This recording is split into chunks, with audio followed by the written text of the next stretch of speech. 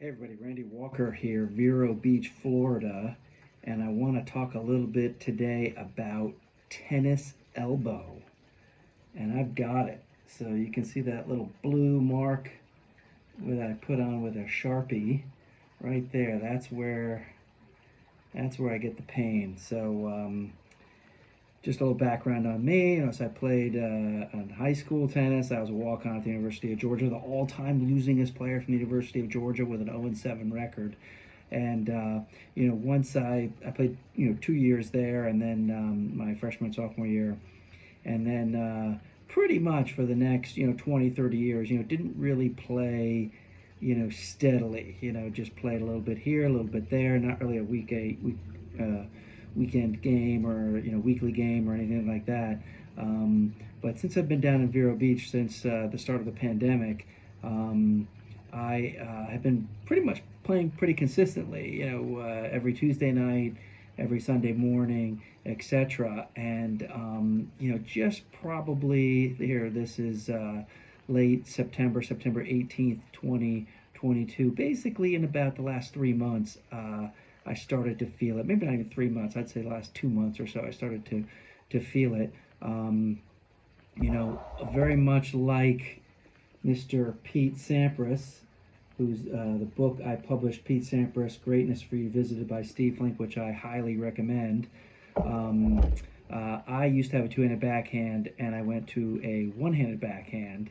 And one of my go-to shots is my slice backhand. I've had people say to me, "You have the best slice backhand in Vero Beach, Florida," which is certainly flattering, and those people certainly should go around town a little more to check out some more slice backhands. But I have a good slice backhand, and on the doubles court, I play on the forehand side, and a lot of balls come into my backhand, and I just have a really great slice backhand down at people's feet, and chipping and charging and so forth. But as of late, it's been hurting me. Once the adrenaline of the match starts, once I get a game or two into the game, into the match, the pain does ease.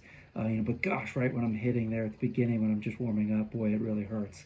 But once I get into the game, it doesn't hurt as much. But just a few things. I'll probably share kind of my saga here with updates and so forth. But what I've been told is string the rackets a little looser.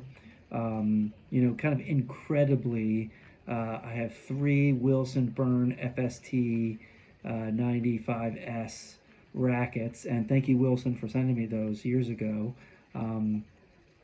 It's a fantastic racket, and for some reason, I just don't break strings. I think because I chip and charge so much, I just don't hit a lot of ground strokes, and I'm just hitting serves and volleys and chips and coming in. I'm kind of like the 2022 version of Paul Anacone, but I just don't break a lot of strings. I think the last time I broke a string was like 5, 7 years ago. So I haven't had my racket strung in 5 or 7 years or so forth. So a lot of people have been saying, like, just get the racket restrung and get it strung a lot looser. So I just put in a new racket to be restrung, and I had it requested at 47 pounds. So let's see how that does. I did rest my elbow and didn't play any tennis for about 3 weeks during the U.S. Open, and actually it made it worse, which was kind of interesting. But usually they say rest will make it better. Maybe I should have rested longer, but when I came back after those 3 weeks, it actually started hurting a lot worse. So I'm experimenting with sleeves and with the little tennis elbow strapping and all that kind of stuff. So we'll see how that goes. I got CBD rub, I got hemp oil rub, I got all sorts of blue emu, all that kind of stuff that I'm seeing whether how that works. But anyway, just wanted to share that little saga that I'm having here. I know a lot of people struggle with tennis elbow, so you can Google some stories on the internet and watch some videos and so forth. And they say there's really not really a whole lot you can do other than grit and bear it and maybe take some time off. But just wanted to share my travails, and let's hope that tennis elbow gets better.